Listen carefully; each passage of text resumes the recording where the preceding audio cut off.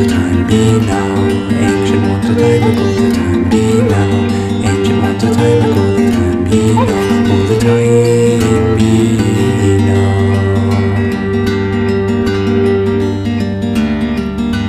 You know how to live. You know how to give. Recognizing you. Recognizing you. Recognizing you. Recognizing you. Recognizing you. Recognizing you.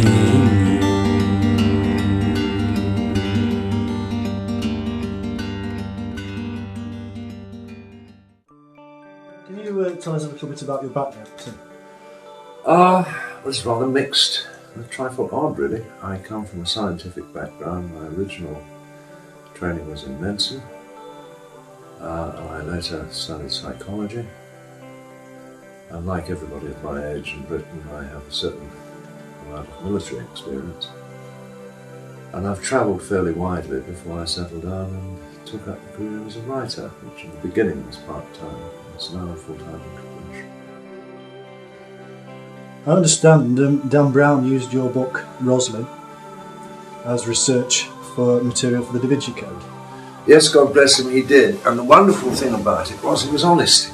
Yeah. He posted it on his website in the bibliography, which did my sales a power of good. But that was a book that was selling well for some years anyway. And I wish he'd used a little more from Rosalind, Guardian of the Secrets of the Holy Grail than some of the other works he consulted. But he ended up writing a delightful thriller, a wonderful piece of hokum which was a page-turner. I read it on a bus coming down from London in the late hours of the night some years ago, and I couldn't put the bloody thing down. It was great fun. Why do you think he used Rosalind?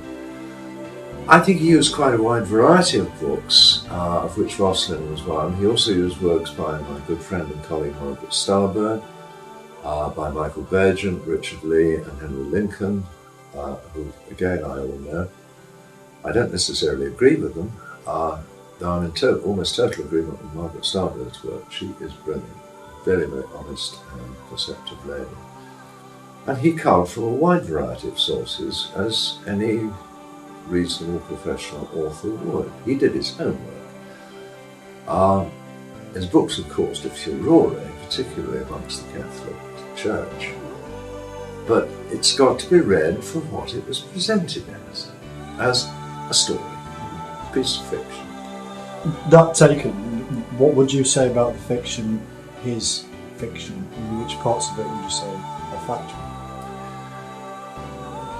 Well, we've got to delving here into rather complex work.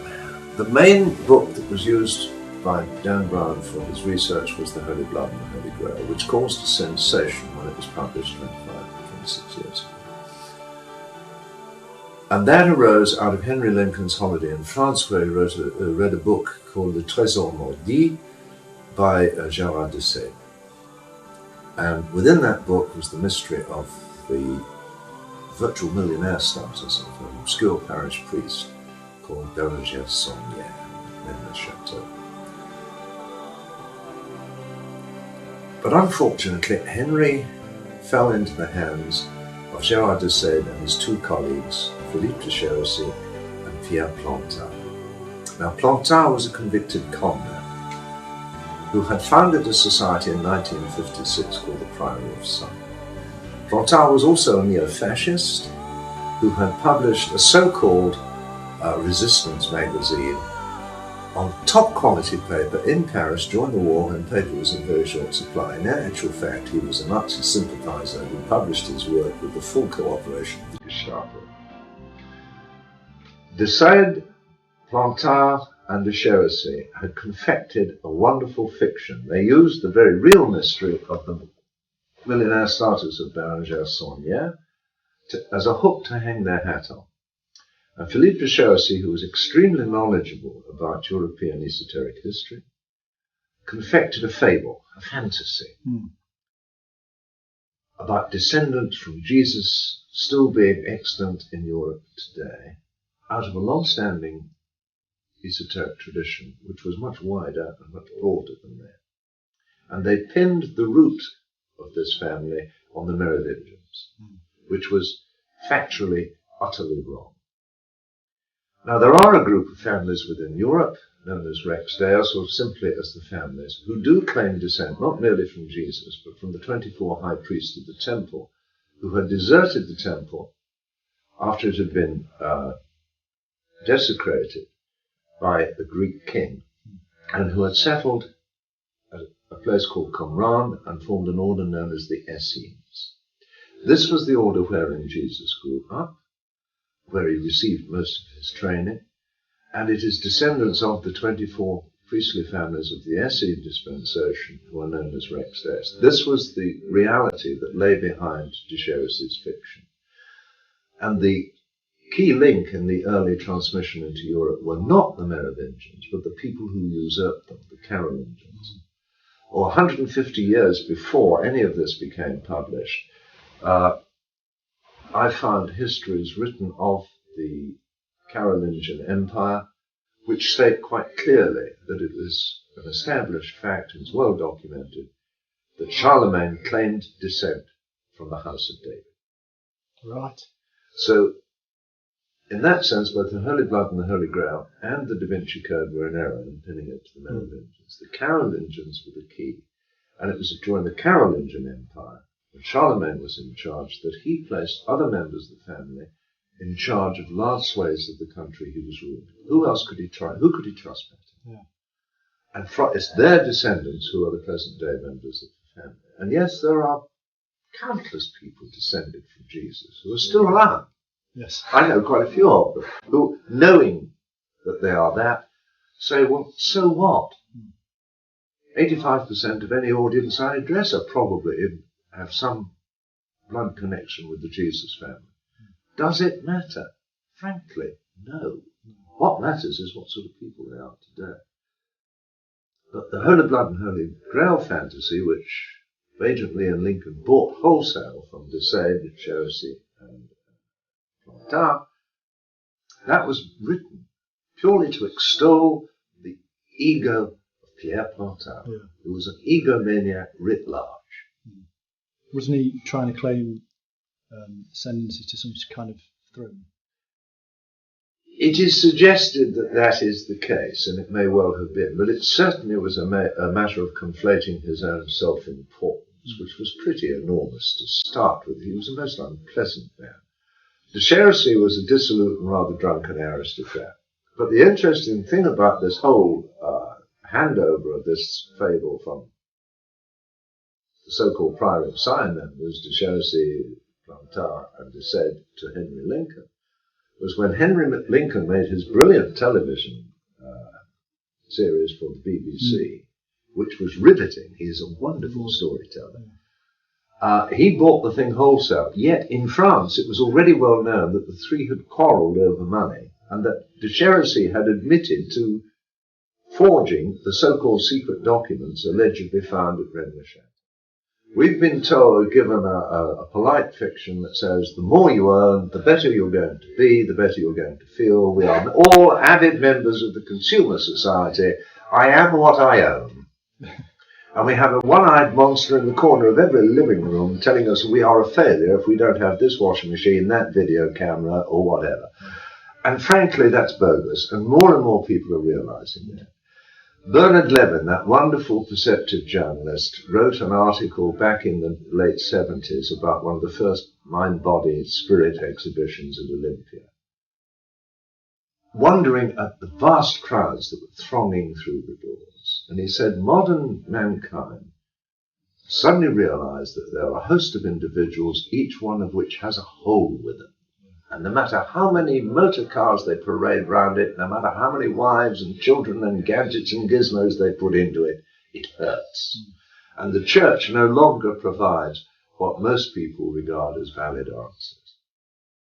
Yet, every human being on this planet has an innate spiritual thirst. It's a gift from God. And they are seeking. They've been seeking since the earliest times. We have spiritually inspired symbolism in the caves of Lescar, at Les Trois Frères and the Ariège, at Altimera, and the search has been going on ever since. And it is still going on. It will go on as long as people are alive and breathing. And people are no longer taking second-hand information as being valid, and they're looking for themselves. So they're intensely curious. Now, the Holy Blood and the Holy Grail turned a trickle of interest into a tidal wave of insatiable curiosity. It became a bloody tsunami with the publication of the Da Vinci Code. Yeah. And let's face it, myself and every author in this field is riding on the back of that. Yes. Which is fine, as long as we're honest. Yeah. If we're just in it for the money, then I'm afraid we're in the business of being con men. And the hidden agenda behind my books, and I rather suspect behind yours, is go out there and look for yourself. Find your own path and explore it. It's a long search.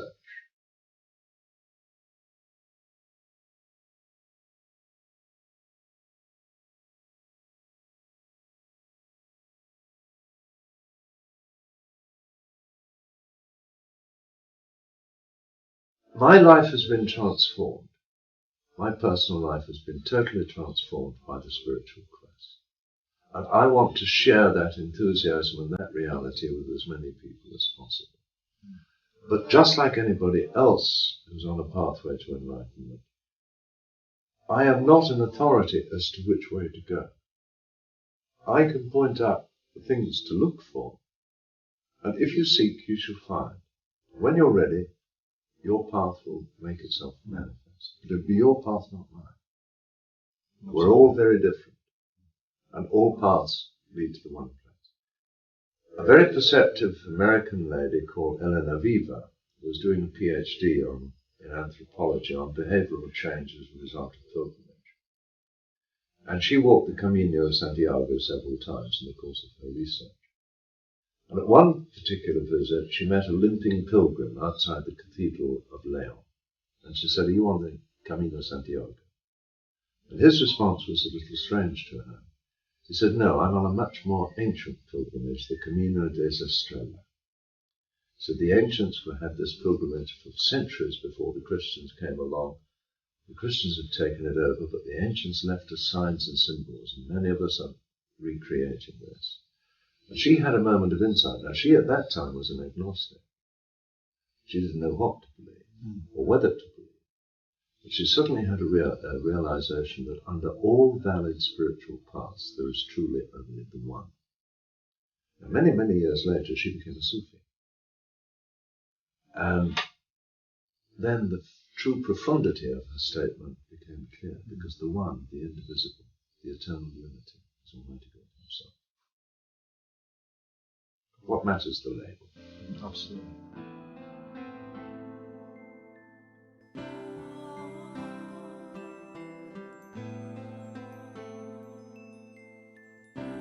James Cameron recently came out with this wonderful documentary on the tomb of Jesus, having claimed to have discovered it, and Miriam and the son. What's your take on that? Well, I've added that to the long list of things to investigate if I ever have the time, along with the other two tombs of Jesus, the one in Kashmir and the one in supposedly somewhere in Japan. I'm a little cautious about this one because I remember the kerfuffle a few years ago when they discovered the so-called ossuary of James, the brother of Jesus, and it turned out to be a modern forgery, and some people in very large museums in Canada and elsewhere got egg on their face, big time. I'm on a search for truth. I'm looking for the reality of Jesus' teaching. Where his body lies is fascinating, but relatively unimportant. And it must be remembered that the names Jesus and Miriam and James were very, very common in those days. It'd be like Joe and Charlie and Fred today. I mean, how much significance do we put on this? It's not that much of a coincidence. It may be true, it may not. I don't need the Church's doctrine of the assumption of Jesus into heaven or his ascent into heaven to be deflated, because I know that's a load of absolute arrogant nonsense. That's for the sort of person who still believes in Father Christmas and the Tooth Fairy. I respect other people's religious beliefs when it modifies their behaviour, when they become better people as a result. But some of the nonsense, I mean, Tertullian summed it up of 2,000 years ago, and he said, because it is impossible, that is why I believe it. That says it all.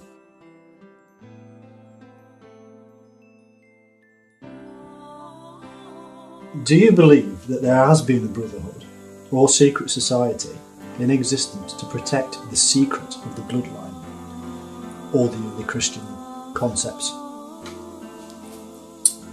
First of all, let's start with your last bit first. Early Christian concepts. What do we mean by that? Do we mean the early concepts adopted by the emerging church, which was a crowd of squabbling, bitterly fanatical people who fought amongst themselves? More to the Gnostics.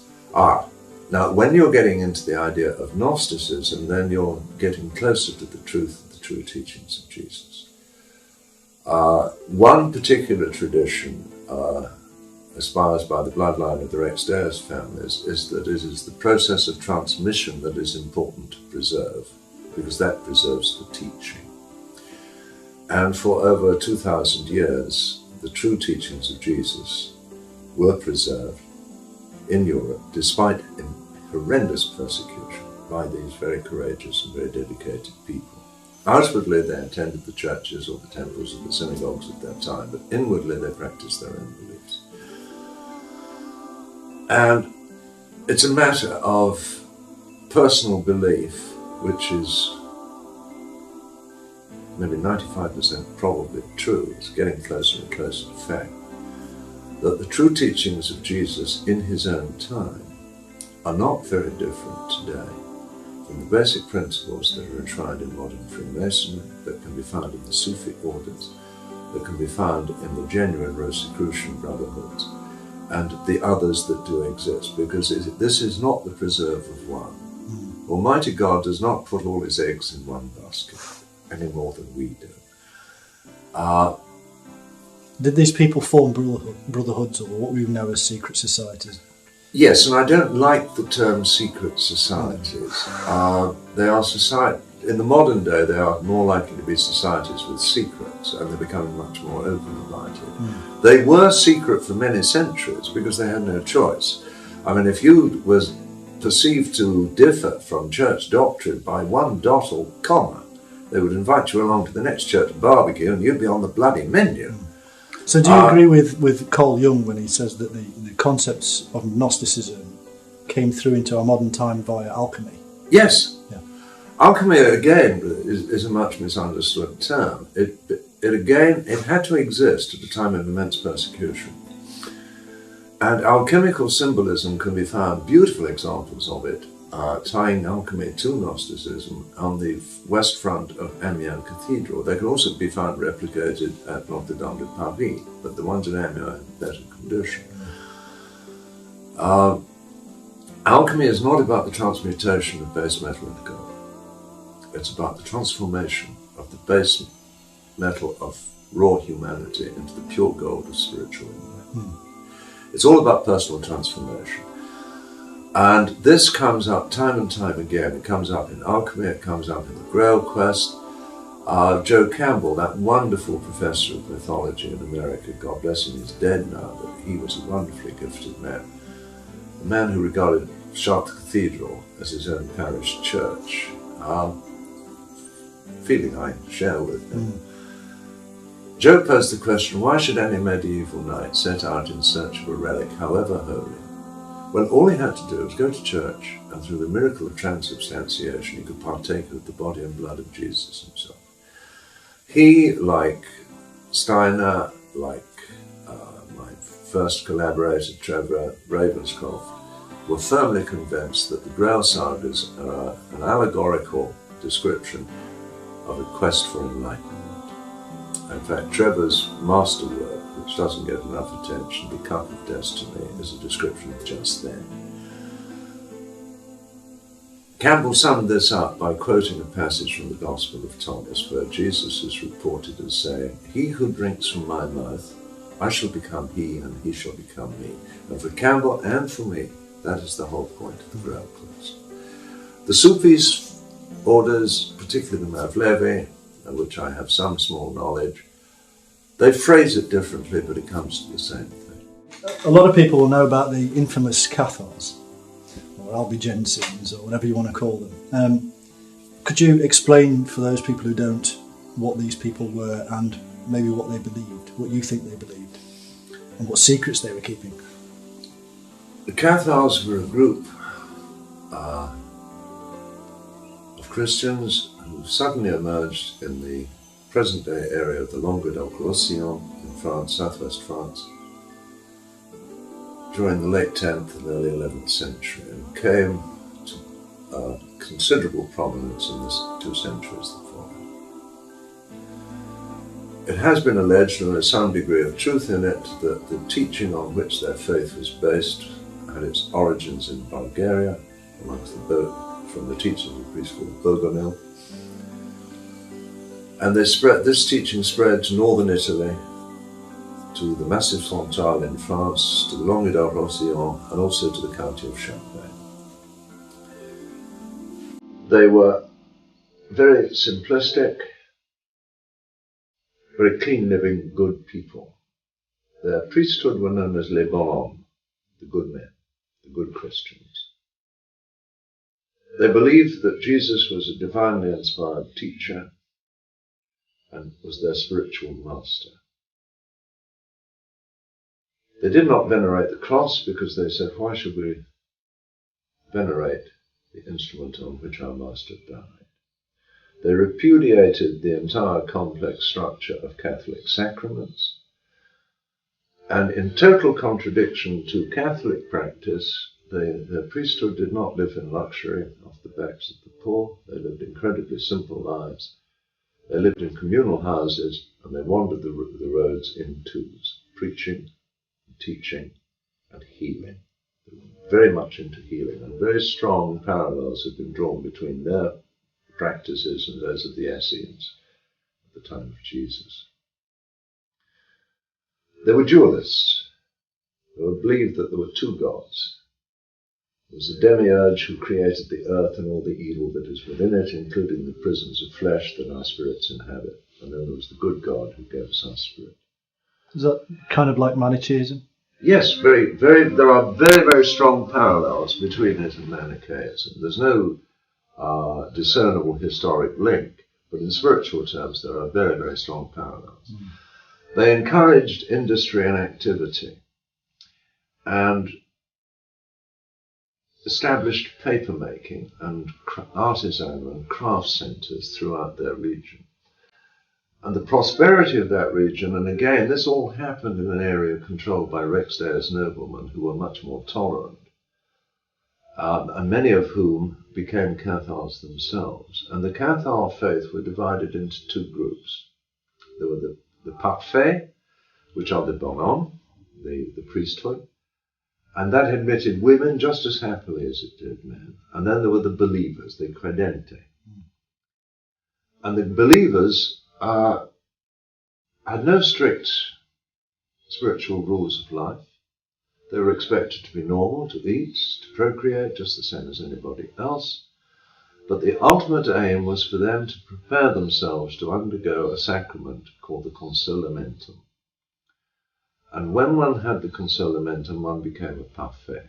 For the vast majority of believers, this was administered on their deathbed, which is probably as well, because it meant you then, as a parfait, if you were still alive, you had to live a very strict life. You abstained from all meat, you abstained from all sexual acts, and you dedicated your life to the service of the community in which you moved.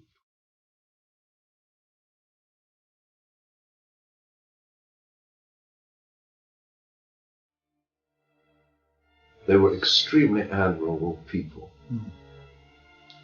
Needless to say, the churches soon began to empty, and the Cathar faith took hold. And because of their encouragement of industry and activity, a level of prosperity was reached in the Languedoc-Roussillon which was almost unparalleled. In fact, according to a lot of historical authorities, had the Albigensian Crusade not taken place, the Renaissance would have happened 200 years earlier than in fact it did, but in the long run, not in northern Italy. Their activities did not endear them to His Holiness the Umpteenth in Rome. Well, His Holiness the Umpteenth, he was Innocent III, actually. And after a murder of one of the papal legates who had been sent to quell the area, the Pope decided to call a crusade against them. But before he did, he sent in a preaching ministry headed by a priest, a Spanish priest called Dominic Guzman. And Guzman founded a home for fallen women at Prouy, which was empty from the time it opened to the time it shut, and went on a very vigorous preaching campaign along with several companions. And eventually he lost patience with the Cathar people. And he said, "Preaching and entreaty have failed us. Now you will receive the stick." The Papal Crusade started very shortly afterwards, and any crusader who served 40 days was given remission of all sins, for the sins he had already committed or those he might commit on the crusade. Any heretic's lands became forfeit to anybody who could grab them. It was a license to rape, pillage, and steal, and the crusade went on for over 30 years.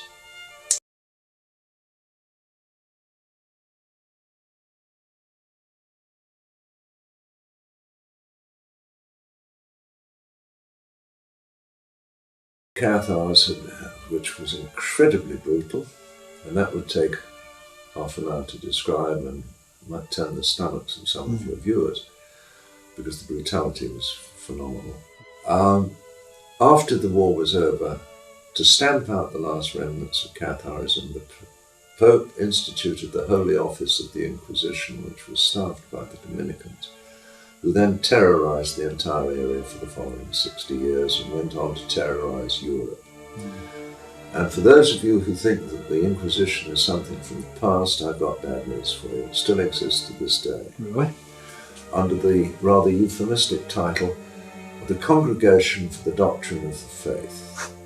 And it's still a disciplinarian organization within the church that excommunicated a very dearly beloved colleague of mine called Matthew Fox, and was until very recently run by Cardinal Ratzinger, who was known as God's Rottweiler. And while Cardinal in charge of the Congregation for the Doctrine of the Faith, he excommunicated more theologians in that 20 or 30 year period than had been excommunicated in the previous 3 centuries. So don't tell me it's gone away, it's still there. Oh, Holy Father. Yes. Well, that's a history of the Cathars, and we can see why the Catholic Church wanted rid of them. One, because they were obviously doing a much better job with the local people than themselves. Why are the Knights Templar always involved in stories and tales of the Cathars and many of the modern day fictions, such as the Da Vinci Code? Oh, good one. Have you got a year? No, we've got another Templar. 40 minutes or so. The Knights Templar, a name redolent with mystery and intrigue, founded in very mysterious circumstances at a date that no true historian can ever agree on. Contemporary historians at the time of the foundation, or the alleged time of the foundation of the Knights Templar, placed their foundation at any time from 1105 to 1119. There is a general consensus, which seems almost without foundation, that they were founded in 1118 and 1119. And that was obviously based on the work of William of Tyre, an archbishop who didn't like the Templars incident much very well, and who was writing some 70 years after the event. But the contemporary writers placed the foundation very much earlier. What can be established is they're the result of a conspiracy mounted by the Rexdales families, mainly centred on the County of Champagne and the district we now call Flanders, the Royal House of Flanders. Ostensibly founded to protect the pilgrims for the Holy Land, in actual fact, they were trying to reclaim what they thought was their ancient and rightful patrimony, namely the land of Palestine. They were incredibly brave warriors. They had military discipline that was incomparable at the time. They were the first standing army in Europe since the fall of the Roman Empire. Incredibly brave, strategically inept, skilled diplomatists who made various treaties with the Muslims and, strangely from the Christian perspective, kept them. Yes. The Muslims never broke a treaty. The Christians were superb at it. They were well practiced. And it was their strategic ineptitude, or that of their Grand Master, Gerard de Villefort, which led to the disastrous defeat at the Battle of the Horns of Hattin and ultimately to the loss of the Holy Land. Very headstrong and rash man. Carries on his shoulders an enormous responsibility. Yes. Then, with the fall of the Holy Land, the Templars apparently lost their complete raison d'etre and started to develop facilities and skills that they'd well established over their previous 200 years of history, because they weren't just warrior knights. They were landowners big time. They owned properties that stretched from the Baltic to the Mediterranean, from the Atlantic to the Bosphorus. They owned vineyards, they owned farms, they owned quarries, they owned flour mills, they owned shipping. Yeah. Not only to transport their goods and services to the Holy Land, but also pilgrims. They were also in the export business. They would transfer wine from one country to another. Because of their expertise in transferring money from all their commercial enterprises in Europe, which only had one ultimate aim, to finance the work in the Holy Land, they became experts in the transfer of funds. They adopted a Muslim idea, which they pinched from the Sufis, called the note of hand. They were the precursors of the modern-day travel industry, the package tour business. Arranging pilgrimages, group pilgrimages from one place to another. They invented the 12th century equivalent of the credit card. If you were going on a long pilgrimage, you would go to your local Templar commandery and deposit a sum of money and get a coded chit. So you get a master's card? Yeah, almost. But except it was a coded letter, and you presented this to the Templar commander of every town you stopped in, and he dispersed the monies to your hotel keeper and gave alms to the church of your choice, recoded your chit, and you took it on. And when you returned, if you survived that long, you handed it back to the original issuer, and you would either get a bill or the change. The purpose of the Templars seems to have altered, therefore, from the start, of, the reclamation of the land that you claim that they believed was theirs, Palestine. Well, their purpose was, first of all, to retain their patrimony, but also to spread the benefits of their knowledge in the communities in which they moved. Just like, in a sense, the Cathars. Their knowledge. Their knowledge. Key point. Here we go, you see. They were founded by a group of families called Rex Deus who had preserved the original Gnostic teachings of Jesus. These are the real Da Vinci Code people. Yes. And if you trace that type of teaching back to ancient Egypt, it was the first time we've got it really well documented, and it goes back beyond that again into Zoroastrianism, and possibly into Babylon. But in Egypt we have the documentation. The hereditary priestly caste in the royal house of Egypt, who were part of them, had immense privileges. But they also had access to spiritual knowledge, or gnosis, the benefits of which they did not use for themselves, they used for the benefit of the entire country. So the Egyptian people, for example, had a health service which was unrivaled. They were doing complex brain surgery and surviving it 3 millennia before we were able to develop it in Europe. They had building skills of incomparable standards. Their knowledge of science and of nature was beyond belief. And yet they're regarded somehow as primitive. And they were sharing that knowledge for the benefit of all. And wherever you get true Gnosticism operating, whether through one of the brotherhoods or anything else, it is not just for the people concerned. They have a sacred duty to spread it laterally into society. You go to a modern Freemasonic lodge today, for example, and they will say that we will teach you spiritual principles that make good men better through ritual and allegory. But then those good men are under an obligation to spread that teaching, or the fruits of that teaching, into their own communities, which is why you find such massive charitable involvement of Freemasonry, who support children's hospitals, medical research, lifeboats, God, and the list is almost endless. Of course, we also highlighted to us, with the Templars and the Freemasons, the duality within the mind of man. Yes. Because both groups did bad too. Yes. Well, we're all human. Yeah. We are all human. And this is the teaching of Gnosticism, isn't it? Yes, it is. And the idea is that spiritual teaching makes good men better.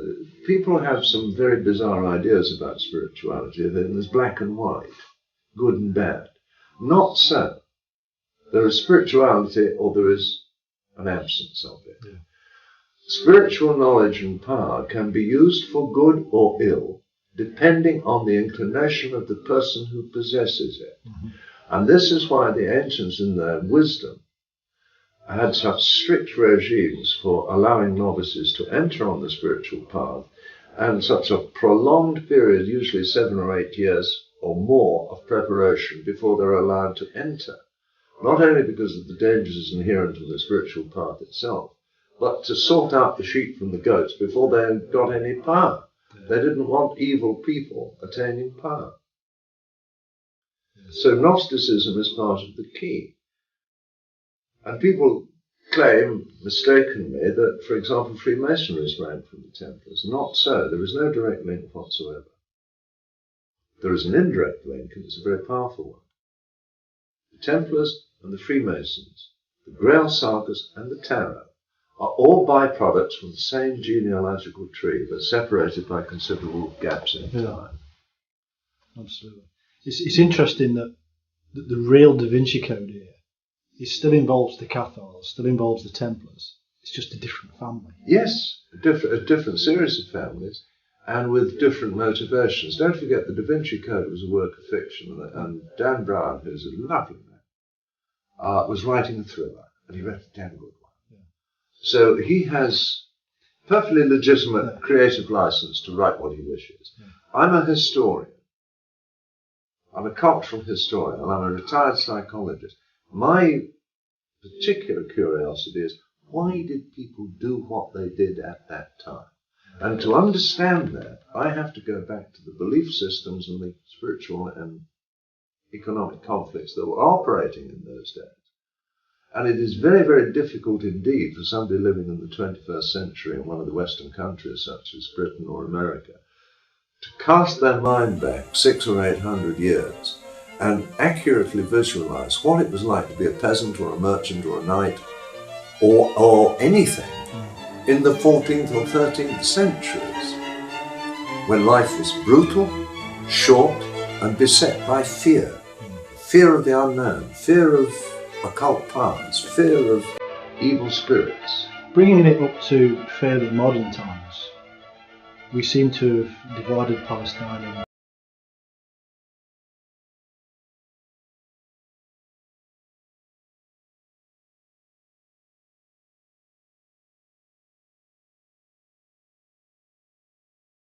bring forth of the very simple and brutal ones. If you don't learn from history, you're condemned to repeat it. Yes. I am, thank God, not suffering from the disease of being English, for it's a terminal condition for which there's no cure. I was brought up to burn everything English except their coal. But England's actions towards the end of the First World War and immediately thereafter have left us the seeds of the disastrous conflicts we have today. They promised the land of Palestine to the people who lived there, provided they would fight for them against the Turks, which they did. The Balfour Declaration also promised it to the Jews. Now, it wasn't Balfour's land to give away anyway. We also made a promise, the British government, to not to dismember the Turkish Empire, which was large, rambling, not very efficient, but relatively peaceful, where people of different faiths lived in autonomous self-governing areas, such as the Kurds, the Sunnis, and the Shiites. We broke our promises in the West, and Winston Churchill created the modern land of Iraq, for example, by drawing lines on a map trying to recreate his impression of ancient Mesopotamia. That's why they're straight on the map. That's right. And that's why we now have an ungovernable country, which has been ungovernable since its creation, Yes. where Kurds fight Shiites, and Shiites fight Sunnis, and Sunnis fight everybody else. We have created a nightmare.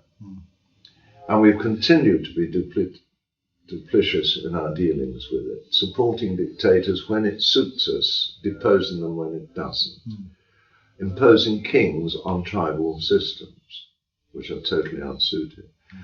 The people of Iraq and the people of the Middle East generally have precisely the same rights as you or I. They are children of God. And they have the same right to develop their own system of governance in consistency with their own cultural standards. What right have we got in our arrogance to try and impose our forms on them? Particularly when it's done for greed. And the paradox is that our greed for oil funds the country of Saudi Arabia. The rulers of Saudi Arabia are the Ibn Saud family, who are members of an extremely militant and zealous and extreme sect of Islam known as the Wahhabi. They have used a large percentage of our petrodollars to fund madrasas preaching just that type of vehement extremism throughout the Muslim world. We have sown and we are now reaping. It's our problem. The trouble is that while there is a list of American war dead and British war dead, which is regrettable and very, very painful to the families concerned, I personally, as a human being, am far more concerned with the 600 or 700 or maybe 800,000 Iraqis who have been killed and continue to be killed. The fact that these people are expected to live in peace in a country with no infrastructure, poor roads, no water, intermittent electricity, because we have destroyed them all. Well, in reality, this has been going on for 1,000 years or more, hasn't it? We've been doing this since the very first crusade. Well, Plato once said it is far easier to make war than to keep peace. And that is sadly just as true today as it was then. And I am lucky, I'm a member of 2 orders wherein people from every religious faith known to mankind can sit and share and live in harmony together. That's ultimately the fruit of spirituality. It's about how do you deal with people. So what you're pointing out is like a thread that runs through the religions, an understanding of the gnosis, the spiritual paths. Well, spirituality can be described in 2 different ways. On one of the paths I follow, a man came to his teacher about 50 years ago and said, you expect me to follow a spiritual path? I'm a lapsed Baptist. And he was told there is a difference between spirituality and religion. He said, what's the difference? And the teacher very wisely refused to tell him. He said, you want to find that out, you go and ask an expert. I'll give you one. And the gentleman was sent to see a Jesuit priest called Father Ed Darby. And he posed the question to Ed, and Ed turned around and said, my son, to answer that question, I've got to tell you a little story, you see. Spirituality is the fresh spring water of God's love for all of creation, which arises naturally near the top of the mountain, and then under God's wonderful gift of gravity, trickles down the mountainside and sustains and refreshes and strengthens everything it touches. Now religion, that's something else again.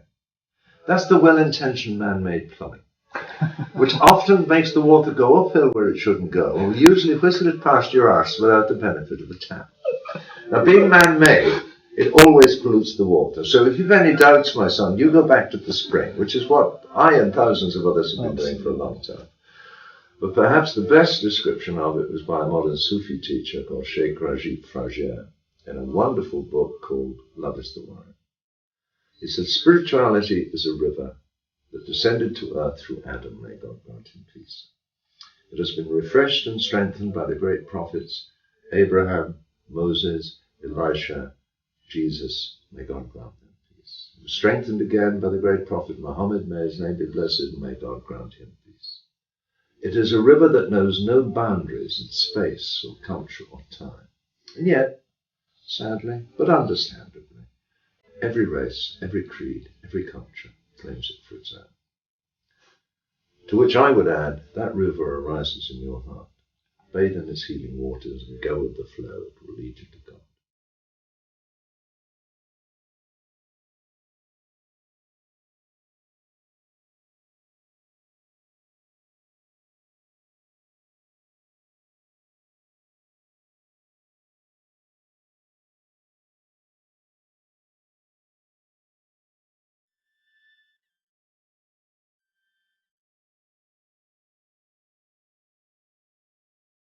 The ultimate spiritual teaching is surrender.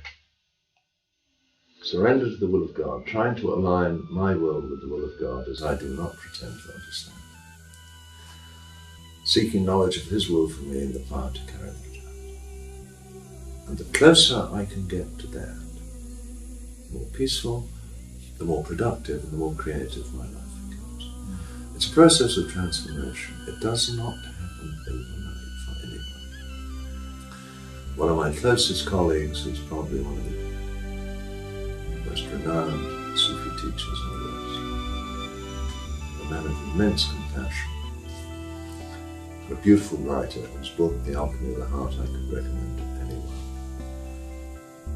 But you have to study under him for 12 years before you're admitted as a pupil. Then the real work begins. We don't have time these days. I do, but everybody else wants instant coffee, instant answers, instant results. We're all on the hamster's wheel. Yeah, and once we step onto that hamster's wheel, and here's where our talk has gone full circle, and once we're gulled into becoming consumers by the one-eyed monster in the corner of the living room, there's no time. And the most precious gift we all have is time. It's life itself. But ultimately, we're all children of God, and we should behave like brothers. And Martin Luther King said some years ago, "We've learnt to fly in the air like birds. We have yet to learn how to walk on the earth like brothers." And that is the essence of the spiritual path, to learn just that. And frankly, I don't think I can act it.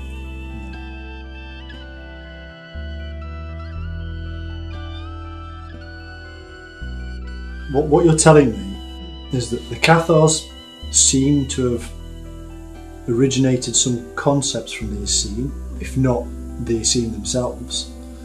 The Templars were going back to the Palestine to reclaim. Yes. Reclaim doesn't mean claim, it means reclaim. It means that they believed that that was their land to start with. That's right. So are we looking at the Cathars and the Templars and these Rex? The Rex Deus, they're all strands coming back to the same source. They all go back to the Essene. The Essenes were one of the principal staging posts on the way, but in fact you have to trace it much further. I was just going to say, do the Essene go back to Egypt? Yes. And does that link at all to Moses and Aaron? Everything goes back to Egypt, for the spiritual path that we treasure in the West pervades the great religions of Judaism and Christianity and Islam. It has its origins in Egypt, and probably before that, but they're not traceable.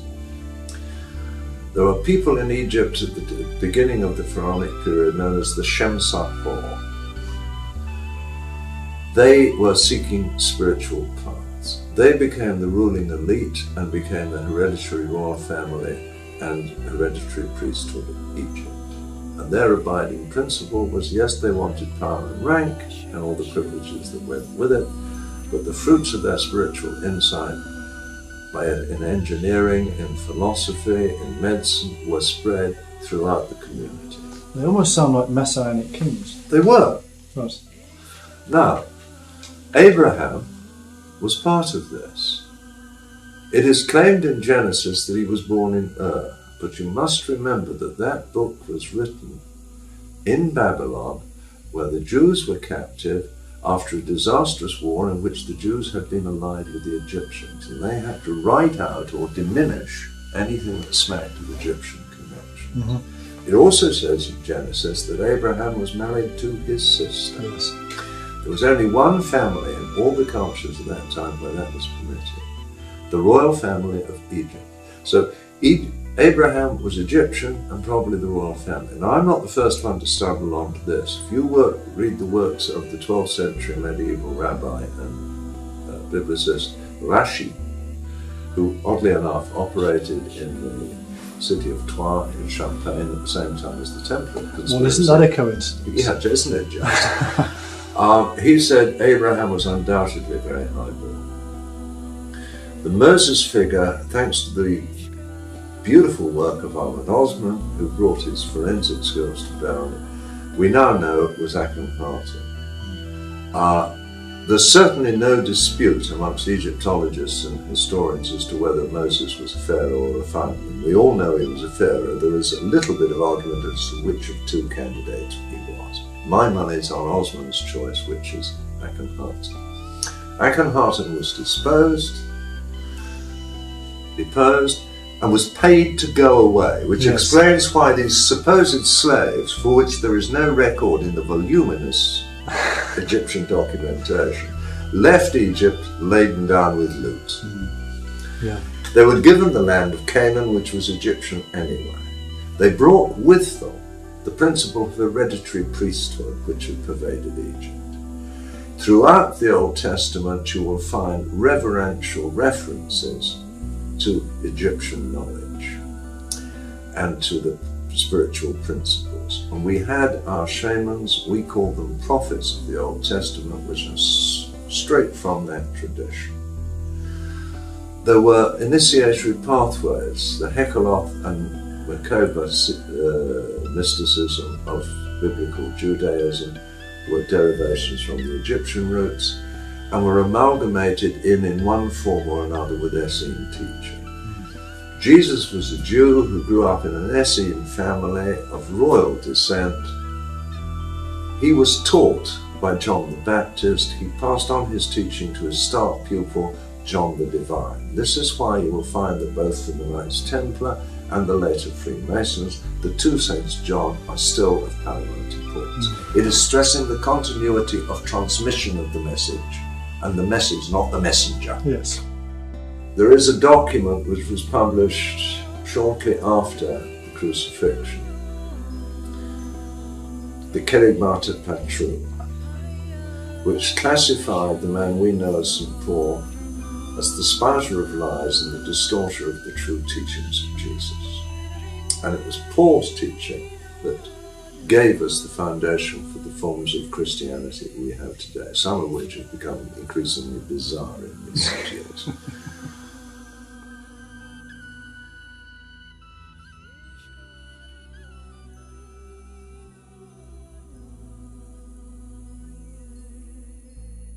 If I died tomorrow and find myself at the judgment seat of God, which is something I don't believe in, but let's just say I'm wrong and I found myself there, would it be any use me saying, I'm sorry God I did that, but the Pope told me to do it, or the Archbishop of Canterbury, or my local vicar or pastor?